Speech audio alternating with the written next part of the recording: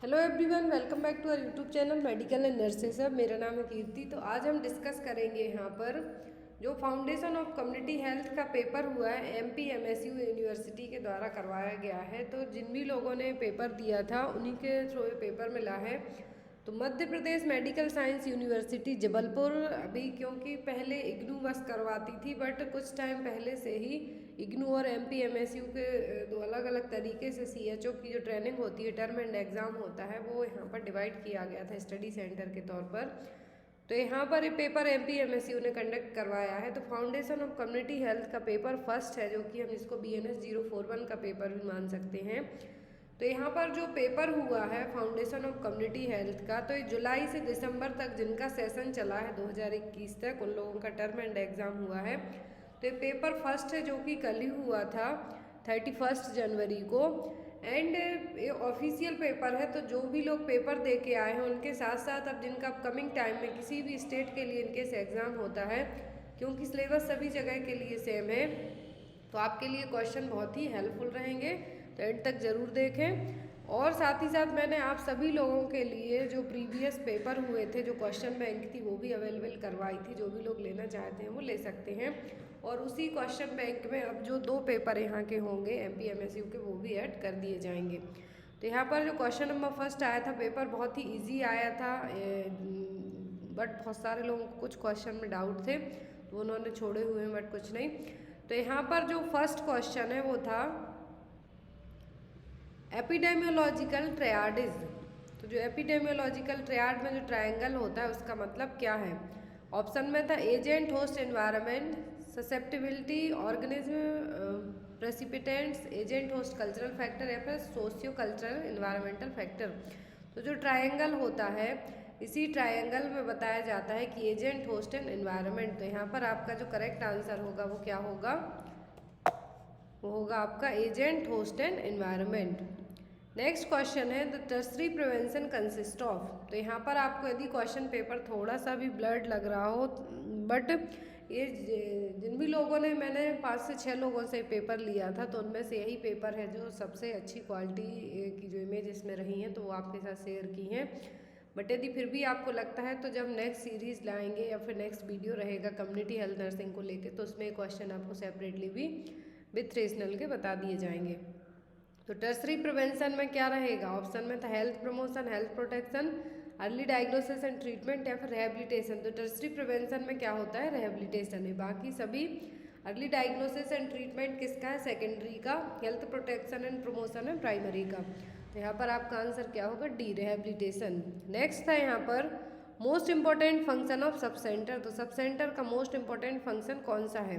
Option में था maternal health care, child health care, family planning and contraception, या फिर D, all of the above. तो यहाँ पर आपका जो राइट आंसर होगा वो होगा D, all of the above, क्योंकि सब सेंटर में सभी चीज़ें हैं जो की जाती हैं। फैमिली प्लानिंग भी बताई जाएगी आपको, चाइल्ड हेल्थ केयर के बारे में भी बताया जाएगा, मैटरनल हेल्थ भी बताई जाएगी। नेक्स्ट है यहाँ पर question number 4, the community health centre has been established for every. तो CHC का पॉपुलेशन नॉर्म्स पूछा गया था। ऑप्शन में था 3000 से 5000, तो ये सब सेंटर के लिए है। दूसरा था 10,000 से 20,000 पॉपुलेशन। तीसरा ऑप्शन था 80,000 से 1,20,000 पॉपुलेशन। तो यहाँ पर करेक्ट आंसर क्या है आपका, 80,000 से लेके 1,20,000 पॉपुलेशन है। जो कितना 1 CHC में कितनी पॉपुलेशन कवर की जाती है, 80,000 से 80,000 से लेके 1,20,000 पॉपुलेशन तक। नेक्स्ट है यहाँ पर question number 5, cohort study includes. तो कोहार्ट स्टडी में क्या इंक्लूड रहेगा। ऑप्शन में था people of same community, people with common experience and characteristics, people with different communities forming a groups, या फिर people of a geographical area. तो यहाँ पर जो आपका आंसर होगा वो होगा people with common experience and characteristics. Cohort study में क्या इंक्लूड रहेगा कि ऐसे लोग जिनका एक्सपीरियंस और जिनके जो कैरेक्टरिस्टिक्स हैं, सिम्टम्स हैं, साइन है, वो सभी सेम रहें। नेक्स्ट है यहाँ पर analytical epidemiology is related to. तो जो एनालिटिकल एपिडेमियोलॉजी है किससे रिलेट करती है, टाइम डिस्ट्रीब्यूशन से, प्लेस डिस्ट्रीब्यूशन से, सर्च फॉर कॉजेस, या फिर पर्सन डिस्ट्रीब्यूशन से। तो एनालिटिकल एपिडेमियोलॉजी जो रिलेट करती है वो किससे करती है, सर्च फॉर कॉज, क्या रीजन है डिसीज़ का, इन सभी चीज़ों की स्टडी एनालिटिकल एपिडेमियोलॉजी में की जाती है। नेक्स्ट है यहाँ पर एक्सपायर्ड और discarded medicine are placed under which category of biomedical waste. तो एक्सपायर्ड और जो डिस्कार्डेड मेडिसिन है वो किस कैटेगरी के बायोमेडिकल वेस्ट मैनेजमेंट में आएंगी? ऑप्शन में कैटेगरी 1, कैटेगरी 2, कैटेगरी 3 या फिर कैटेगरी 4। तो यहाँ पर आपका आंसर होगा कैटेगरी फर्स्ट। जितनी भी एक्सपायर्ड और डिस्कार्डेड मेडिसिन है किस में आएंगी? कैटेगरी फर्स्ट में। नेक्स्ट है यहाँ पर which of the following is not a cause of osteoporosis. Osteoporosis का रीजन यहाँ पर कौन सा नहीं है? ऑप्शन में calcium deficiency, phosphate deficiency, prolonged immobilisation या फिर स्टेरॉइड इंटेक। तो स्टेरॉइड इंटेक से हो सकता है, फॉस्फेट की कमी से भी हो सकता है और कैल्शियम की कमी से तो होता ही है। तो यहाँ पर जो अकॉर्डिंग टू ऑप्शन के यदि हम जाते हैं तो वो होगा प्रोलॉन्ग्ड इमोबिलाइजेशन। नेक्स्ट है यहाँ पर 1 gram of carbohydrate provides how much kilo calories. तो 1 ग्राम कार्बोहाइड्रेट से कितनी कैलोरी मिलती है? ऑप्शन में है 2 kilo calorie, 4 kilo calorie, 6 kilo calories या फिर 9 किलो कैलोरीज। तो जो 1 ग्राम कार्बोहाइड्रेट होता है उससे कितनी कैलोरीज मिलती है हमें? 4 किलो कैलोरीज। नेक्स्ट है यहाँ पर characteristics flag sign is hair is present in. तो फ्लैग साइन है जो हेयर बालों में देखने को मिलेगा तो किस डिसीज में होगा? क्वाशियोरकर में, ऑस्टियोमलेशिया, मरास्मस या फिर रिकेट्स। तो यहाँ पर जो फ्लैग साइन देखने को मिलता है क्वाशियोरकर में। जिन बच्चों को क्वाशियोरकर की सिचुएशन डेवलप होती है उनमें फ्लैग साइन देखने को मिलेगा। नेक्स्ट है यहाँ पर canned food is mostly associated with which bacterial food poisoning. तो जो कैंड फूड होते हैं उनमें किस बैक्टीरियल पॉइजनिंग होने के चांसेस हैं जो हो सकते हैं? साल्मोनेला, स्टेफाइलोकोकल, बोट्यूलिज्म या फिर बैसिलस। जो मोस्ट कॉमन पॉइजनिंग होती है किससे? कैंड फूड से वो होती है बोटुलिज्म। तो यहाँ पर आपका आंसर क्या होगा? बोटुलिज्म। नेक्स्ट क्वेश्चन है यहाँ पर question number 12। Most common type of fracture in elderly peoples occurs in. तो जो एल्डर पीपल होते हैं उनमें सबसे ज़्यादा कहाँ का फ्रैक्चर होने के चांसेस होते हैं? तो ऑप्शन में है यहाँ पर क्लेविकल, रिस्ट, ह्यूमरस या फिर नेक ऑफ द फीमर। तो सबसे ज़्यादा जो एल्डर पर्सन होते हैं एक तो उनमें हिप फ्रैक्चर होने के चांसेस होते हैं क्योंकि उनकी जो बोन्स की जो डेंसिटी होती है वो धीरे धीरे कम होती जाती है। तो यहाँ पर एल्डर पीपल में अकॉर्डिंग टू ऑप्शन के हम जाते हैं तो यहाँ पर फीमर में फ्रैक्चर होने के चांसेस ज़्यादा होते हैं। तो यहाँ पर आपका आंसर क्या होगा? बी। नेक्स्ट है यहाँ पर the temperature range of danger zone regarding food storage in Celsius is. तो डेंजर जोन क्या होगा फूड स्टोर करने के लिए? सेल्सियस में टेम्परेचर पूछा है। ऑप्शन में 15 to 25 degree, 5 to 16 degree, 10 to 15 degree या फिर 0 to 50 डिग्री। तो यहाँ पर जो टेम्परेचर रेंज पूछी गई है जनरली ये 8 से 60 डिग्री तक होती है, 8 to 60 डिग्री तक होती है। बट यदि हम अकॉर्डिंग टू ऑप्शन के जाते हैं तो आपका आंसर होगा 5 to 60 डिग्री सेल्सियस। नेक्स्ट है यहाँ पर फाइलेरिया इज ट्रांसमिटेड बाय। तो यहाँ पर फाइलेरिया का ट्रांसमिशन किसके द्वारा होगा? ऑप्शन में था क्यूलेक्स, सैंड फ्लाई, एडीज या फिर एनाफ्लीज। तो यहाँ पर ये सभी मॉस्क्यूटो की कैटेगरी नाम दिए हुए हैं। तो यहाँ पर फाइलेरिया है तो एक तरीके का वायरल इन्फेक्शन। बट यहाँ पर जो मॉस्क्यूटो यदि पूछते हैं तो कौन से मॉस्क्यूटो के थ्रू होगा? तो होगा क्यूलेक्स के द्वारा। तो यहाँ पर आपका आंसर क्या होगा? ए। नेक्स्ट है यहाँ पर body mass index in grade first obesity. तो ग्रेड फर्स्ट ओबेसिटी में बीएमआई कितनी होगी? ऑप्शन में था 18.5, 18.5 to 25, 25 to 30 या फिर 30 to 35। तो जो बीएमआई होती है ओबेसिटी में 3 क्लास में इसको 3 ग्रेड में डिवाइड कर दिया जाता है, फर्स्ट, सेकंड एंड थर्ड। तो यदि ग्रेड यहाँ पे फर्स्ट पूछा है तब बॉडी मास इंडेक्स होता है 30 to 35। यदि ग्रेड सेकंड पूछते हैं तब होता है 30 to 40।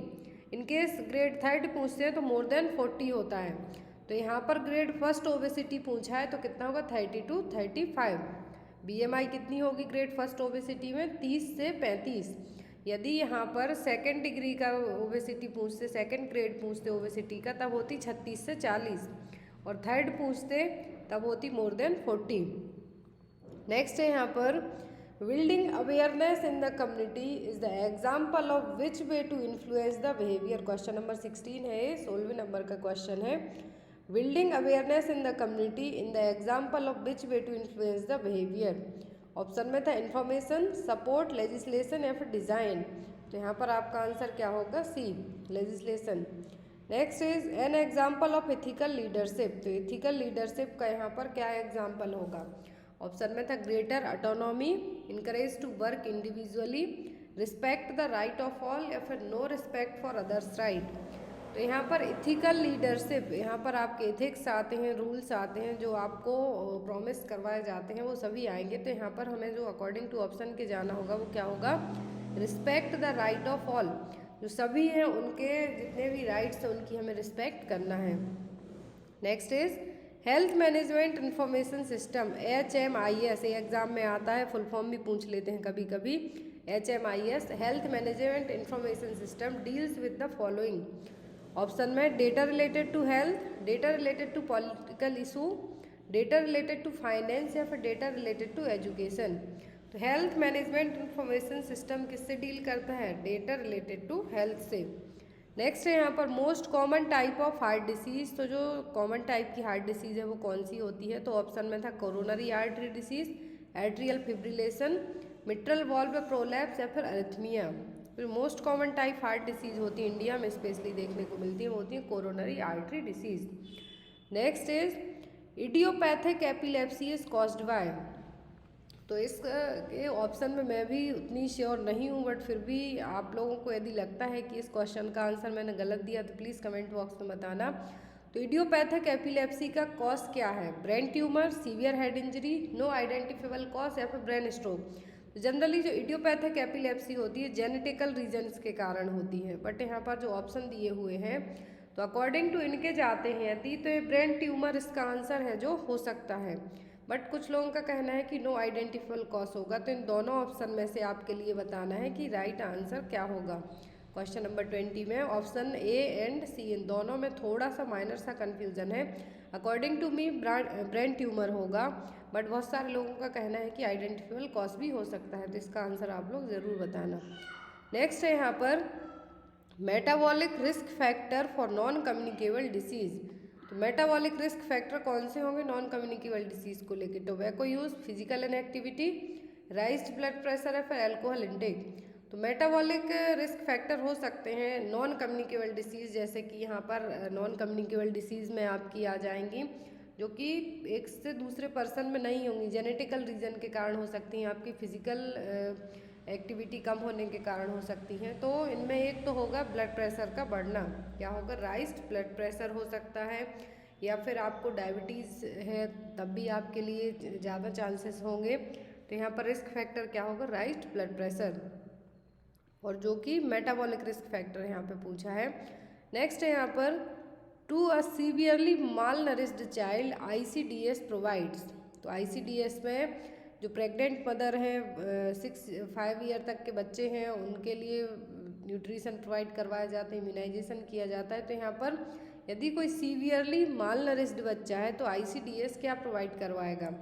500 kilo calorie energy and 12 to 15 gram of protein, या फिर 800 kilo calorie energy and 12 to 15 gram of protein, 500 kilo calorie energy and 20 to 25 gram of protein, या फिर 800 kilo calorie energy and 20 to 15 gram of protein. तो बच्चा यहाँ पर severely माल nourished है, तो ऐसे केस में जो ICDS है वो कितना कैलोरी देगा? 800 किलो कैलोरी एनर्जी के तौर पर, और 20 से 15 ग्राम तक है जो प्रोटीन देगा. 20 से 25 ग्राम यहाँ पे प्रोटीन होना चाहिए, बट यहाँ पर आई थिंक ऑप्शन में थोड़ा सा गड़बड़ है, बट यहाँ पर कैलोरी 800 किलो कैलोरी ही दी जाती है. नेक्स्ट है यहाँ पर fogging is a method to kill the mosquito at which stage of its life cycle. तो यहाँ पर जो फॉगिंग है तो मॉस्क्यूटो की किस स्टेज में है जो फॉगिंग काम करेगा? लार्वल में, प्यूपा में, एडल्ट या फिर एग में? तो लार्वल स्टेज में सबसे बेस्ट तरीके से फॉगिंग से जो मॉस्क्यूटो की जो स्टेज होती है, लाइफ साइकिल होती है, तो उसमें जो लार्वा स्टेज होती है मॉस्क्यूटो की, उसी में यदि हम लार्वा को ही किल कर दें देन आफ्टर इजीली इनको जो मॉस्किटो की लाइफ साइकिल है उसको हम खत्म कर सकते हैं। तो मॉस्किटो की लाइफ साइकिल में किस स्टेज पर, तो लार्वल स्टेज पर फॉगिंग है जो बेस्ट मेथड रहेगी। नेक्स्ट है यहाँ पर primary objective of elderly care is to. तो यदि आप किसी एल्डर पेशेंट की केयर करते हैं तो प्राइमरी एम क्या होगा, maintain self care, preventing the complication, delaying the decline, या फिर मेक देम डिपेंडेंट। तो यहाँ पर यदि आप किसी एल्डर पेशेंट की केयर करते हैं तो ऐसे केस में हमें उनके लिए क्या करना है कि कोई और कॉम्प्लिकेशन डेवलप ना हो, उससे हमें उनको प्रिवेंट करना है।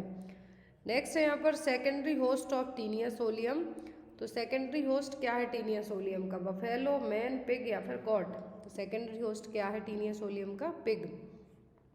नेक्स्ट है यहाँ पर टोटल 70 MCQs आए थे। नेक्स्ट है यहाँ पर all measures of prevention that are undertake before the onset of disease so that the disease never occurs is called. तो यहाँ पर सभी मेजर्स लिए जाते हैं कि हम किसी डिसीज़ को होने से ही रोक दें जिससे वो कभी भी ना हो। तो वो किस प्रिवेंशन में आएगा, प्रीमोर्डियल, प्राइमरी, सेकेंडरी या फिर टर्सरी प्रिवेंशन। तो इस तरीके का प्रिवेंशन किस में आएगा, प्राइमरी प्रिवेंशन में। नेक्स्ट यहाँ पर VHND शुड बी ऑर्गेनाइज्ड। तो यहाँ पर village health and nutrition day, VHND का फुल फॉर्म है यहाँ पर village health and nutrition day. कब ऑर्गेनाइज किया जाता है, once a month, once in a week, once in 2 weeks या फिर once in 2 week, once at a week. तो यहाँ पर जो विलेज हेल्थ न्यूट्रिशन डे है वो हमेशा वंस अ मंथ, महीने में एक बार है जो ऑर्गेनाइज किया जाता है। Next is acid rain is global effect of. तो एसिड रेन का ग्लोबली क्या इफेक्ट होगा, नॉइज पोल्यूशन पे होगा, वाटर पर, एयर पर या फिर सॉइल पोल्यूशन पर। तो एसिड रेन अम्ल वर्षा का जो मेन प्रभाव पड़ेगा किस पर पड़ेगा, एयर पोल्यूशन पर, क्योंकि इसमें अलग अलग टाइप की गैसेस रहेंगी। Next is mode of direct disease transmission except. तो सभी डायरेक्ट डिसीज ट्रांसमिशन के मोड हैं एक को छोड़कर। ऑप्शन में droplet infection, contact with soil, transplacental and airborne. तो डायरेक्ट इनडायरेक्ट ट्रांसमिशन मोड होता है डिसीज को लेके। तो यहाँ पर डायरेक्ट डिसीज ट्रांसमिशन के मोड हैं जो सभी हैं, आपको यहाँ पर इनडायरेक्ट डिसीज ट्रांसमिशन का मोड है जो बताना है। तो यहाँ पर आपका जो आंसर होगा वो क्या होगा, वो होगा एयरबॉर्न। एयरबॉर्न क्या है यहाँ पर, इनडायरेक्ट डिसीज ट्रांसमिशन का मोड हो जाएगा। जनरली जो डिसीज ट्रांसमिशन के मोड होते हैं डायरेक्ट इनडायरेक्ट, तो डायरेक्ट में आता है direct contact, droplet infection, contact with soil, inoculation into skin और म्यूकोसा, कहीं पर भी आपको स्किन में कुछ लगा हुआ हो, किसी और को टच हो जाता है तो वो भी डायरेक्ट में आएगा, और ट्रांसप्लेसेंटल और वर्टिकल। फिर आते हैं इनडायरेक्ट में। तो इनडायरेक्ट में व्हीकल बॉर्न हो सकते हैं, वेक्टर बॉर्न हो सकते हैं, एयरबॉर्न हो सकते हैं, फॉमिट हो सकते हैं या फिर अनक्लीन हैंड और फिंगर हो सकते हैं, जो कि इनडायरेक्ट मोड के थ्रू आपको ट्रांसमिट होंगी डिसीज। नेक्स्ट है यहाँ पर individual who is exposed to disease causing organism during the recovery phase of the illness but still infectious is.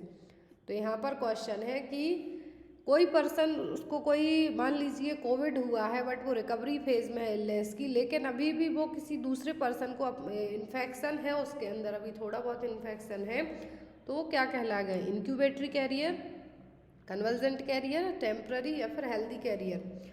तो यहाँ पर पर्सन ऑलरेडी बीमार हो चुका है, डिसीज हो चुकी है, बट वो अपनी रिकवरी फेज ऑफ इलनेस में है, बट वो किसी दूसरे को इन्फेक्शन दे सकता है, तो वो क्या कहलाएगा, कहलाएगा कन्वर्जेंट कैरियर। नेक्स्ट क्वेश्चन है यहाँ पर IDSP stand for, question number 31। IDSP का फुल फॉर्म क्या है, तो ऑप्शन में था integrated disease surveillance project, initiated disease surveillance project, information data surveillance project या फिर इंटीग्रेटेड डिसीज सिंड्रोमिक पॉपुलेशन। तो IDSP का यहाँ पर फुल फॉर्म है integrated disease surveillance project. Right answer है यहाँ पर 31 क्वेश्चन का ऑप्शन नंबर A। नेक्स्ट जो यहाँ पर साइन दिख रहा है क्या रिप्रेजेंट कर रहा है, बायो बेस्ड, बायोहैजार्ड, रेडिएशन या फिर बायोसेफ्टी। तो यहाँ पर जो आपको ब्लैक कलर से एक साइन दिख रहा है, किसका साइन है, तो ये बायोहैजार्ड का साइन। तो यहाँ पर आपका आंसर क्या होगा, B, बायोहैजार्ड। नेक्स्ट है यहाँ पर tocopherol is the chemical name of which vitamin. तो टोकोफेरॉल किस विटामिन का केमिकल नाम है? तो ये विटामिन ई का। Next is brownish triangularised foamy patches seen on the white portion of the eyes. तो ब्राउनिश ट्रायंगुलर शेप में आपकी जो आँखों में जो वाइट पोर्शन है आँखों का, वहाँ पर कुछ फॉर्मी पैचेस भी देखेंगे। तो किस में देखने को मिलेंगे? ऑप्शन में केराटोमलेशिया, वाइट डॉट स्पॉट्स, ज़ेरोप्थेल्मिया या फिर नाइट ब्लाइंडनेस। तो ये सभी जो साइन बताए हैं केराटोमलेशिया के हैं। तो यहाँ पर आपका आंसर क्या होगा? ए। नेक्स्ट है यहाँ पर ICDS scheme was started in which year. तो 1975 में आई थी इंटीग्रेटेड चाइल्ड डेवलपमेंट स्कीम 1975 में। नेक्स्ट है यहाँ पर बिलो 11.5 सेंटीमीटर मेजरमेंट इन MUAC mid upper arm circumference tape indicate. जो साकेट टेप यूज़ किया जाता है MUAC चेक करने के लिए, तो यदि उसमें जो MUAC है जिसमें कि मेजरमेंट कितनी आ रही है 11.5 सेंटीमीटर से भी कम आ रही है, तो ये क्या इंडिकेट करेगा? सीवियरली मालनरिशमेंट, मॉडरेट मालनरिशमेंट, माइल्ड मालनरिशमेंट या फिर हेल्दी मालनरिशमेंट। तो यहाँ पर सीवियर मालनरिशमेंट होगा जब MUAC कितना हो जाएगा 11.5 सेंटीमीटर से भी कम। और MUAC चेक करने के लिए हम क्या लेते हैं? साकेट टेप, जिसमें green, yellow and red colour की जो मेजरमेंट इंडिकेट किए जाते हैं कि ग्रीन है मतलब बच्चा हेल्दी है, येलो में आता है तो बच्चा माइल्ड टू मॉडरेट मालनरिशमेंट में आ जाएगा, बट यदि ये रेड में जाता है तो बच्चे की सिचुएशन क्या है? वर्स्ट हो रही है। नेक्स्ट है यहाँ पर FEFO फुल फॉर्म। तो FEFO का फुल फॉर्म क्या है? यहाँ पर ऑप्शन में था first expiry first omitted, first expiry first out, first empty first out या फिर first and first out.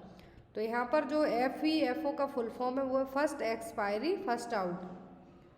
Next is elephantoid fever is an acute symptom of which disease. तो एलिफेंटॉइड हाथी बुखार जिसको हम कह सकते हैं, तो ये किस डिसीज का सिम्टम है? मलेरिया, डेंगू, लिम्फेटिक फाइलेरियासिस या फिर चिकनगुनिया।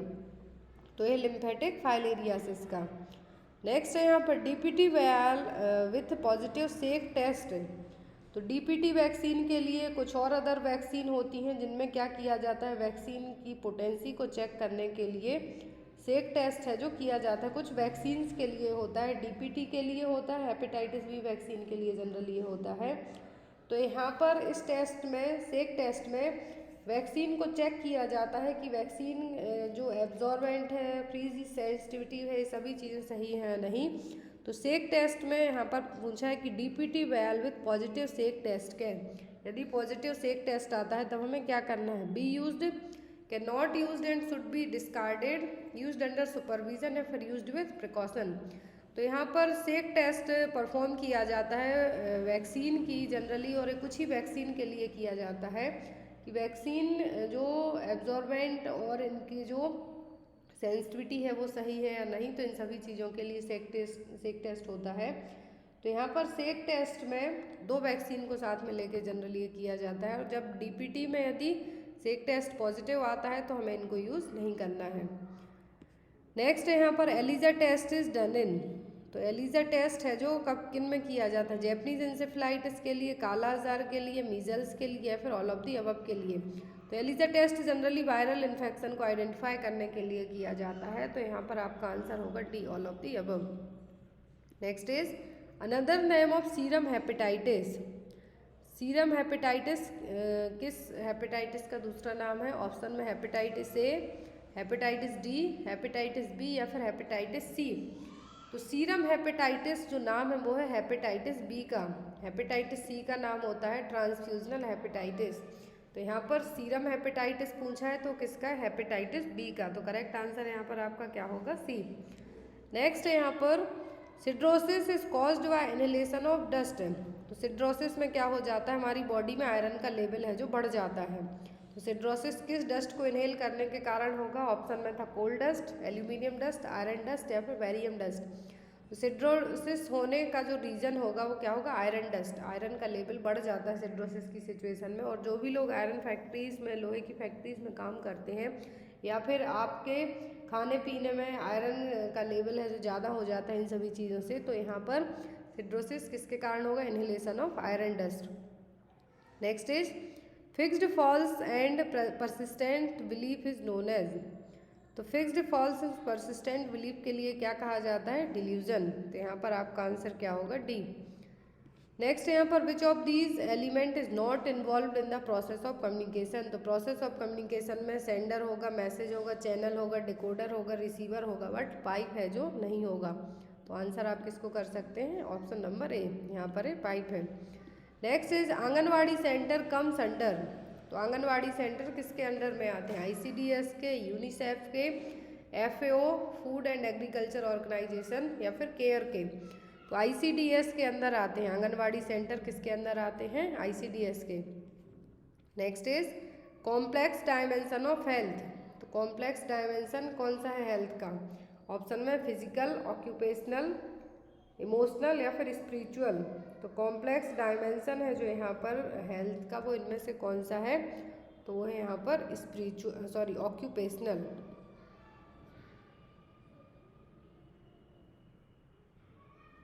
तो यहाँ पर जो कॉम्प्लेक्स डायमेंशन कौन सा है? जनरली जो 8 डायमेंशन होते हैं, बट यहाँ पर जो डिफरेंट बताया गया है वो क्या है? Occupational dimension. नेक्स्ट है यहाँ पर epidemiological method is employed in understanding the magnitude of the health problem in the community.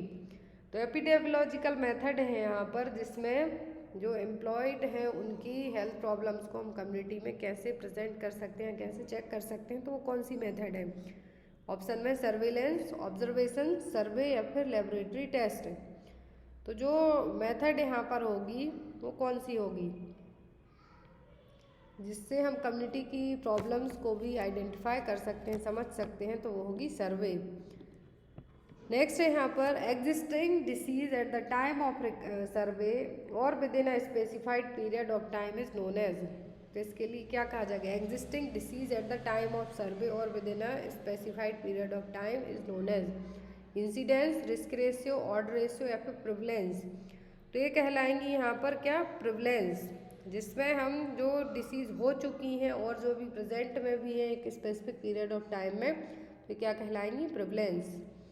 Next is malaria surveillance is an example of. तो मलेरिया सर्विलेंस किस टाइप का एग्जाम्पल है? एक्टिव, पैसिव, सिंड्रोमिक, या फिर sentinel. Malaria surveillance आता है passive surveillance में। Next question है question number 51। All are the key principle of mid day meal program except. तो मिड डे मील प्रोग्राम के सभी की पॉइंट्स हैं किसी एक को छोड़कर। ऑप्शन में locally available food should be used. तो ये बिल्कुल करेक्ट है। जो मिड डे मील प्रोग्राम में खाना मिलता है बच्चों के लिए, उसमें जो फूड लोकली अवेलेबल है वही दिए जाते हैं। Supply at least 1/3 of the total energy requirement and half of the protein need. तो ये भी करेक्ट है यहाँ पर। No complicated cooking process should be involve. तो ये भी सही है। लास्ट है यहाँ पर substitute to be home diet. तो यहाँ पर ये बिल्कुल नहीं है, substitute to be home diet यहाँ पे यूज़ नहीं किया जाएगा। नेक्स्ट है यहाँ पर as per food pyramid pregnant women should be eaten in sufficient quantity. तो फूड पिरामिड के अकॉर्डिंग प्रेगनेंसी में कौन से सब्स्टिट्यूट हैं जो प्रॉपर लेने चाहिए? Vegetables, fruits, milk and milk product, या फिर सीरियल्स एंड मिलेट्स। तो जो प्रॉपर मात्रा में लेने चाहिए फूड पिरामिड के अकॉर्डिंग वो होंगे मिल्क और मिल्क प्रोडक्ट, जिससे बेबी में और मदर में कैल्शियम की कमी ना हो पाए। नेक्स्ट है यहाँ पर WHO 5 की for safer food includes all except. तो सेफर फूड के लिए WHO ने जो 5 की पॉइंट बताए हैं वो सभी हैं किसी एक को छोड़कर। ऑप्शन में keep clean, separate raw and cooked food, don't reheat as reheating loss nutritive value, या फिर keep food at safe temperature. तो जो 5 की बताई हैं सेफ फूड के लिए वो सभी हैं किसी एक को छोड़कर। तो वो होगी don't reheat as reheating lose the nutritive value. तो हमें सेपरेट रखना है पके हुए और कच्चे खाने को, क्लीनिंग रखनी है, फूड को सही टेम्परेचर पर स्टोर करना है, ट्रांसपोर्ट भी करते हैं तो आप उसको सही से करना है। बट कुछ खाना ऐसा होता है कि हम उसको दोबारा बार बार गर्म करके नहीं खा सकते, जिससे उनकी न्यूट्रिटिव वैल्यू क्या हो जाती है? कम हो जाती है। तो यहाँ पर आपका आंसर क्या होगा? सी। नेक्स्ट है यहाँ पर vector responsible for transmission of Japanese encephalitis. तो जैपनीज इंसेफ्लाइटिस के लिए कौन सा वेक्टर रिस्पॉन्सिबल होगा? सैंड फ्लाई, क्यूलेक्स, एनाफ्लीज, या फिर एडीज। है कि कौन सा वेक्टर है जो रिस्पॉन्सिबल होगा जैपनीज इंसेफ्लाइटिस के लिए। ऑप्शन में सैंड फ्लाई, क्यूलेक्स, एनाफ्लीज या फिर एडीज। तो आपका जो करेक्ट आंसर होगा यहाँ पर वो क्या होगा, Culex. Next, lotion available to treat scabies is. तो कौन सा लोशन है जो स्कैबीज को ट्रीट करने के लिए यूज़ किया जाता है। Benzyl benzoate 1% DDT, silver sulfa 5% या फिर ऑल ऑफ दी अबव।